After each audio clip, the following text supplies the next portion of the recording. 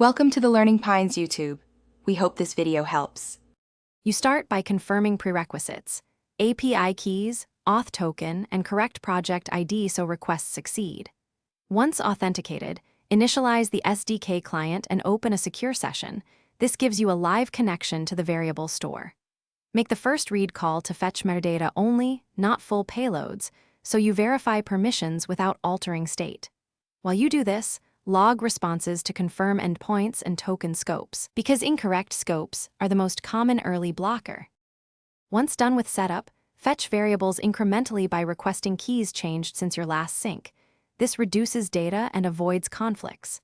Make sure to handle pagination and respect rate limits, implementing exponential backoff for retries so you don't get throttled.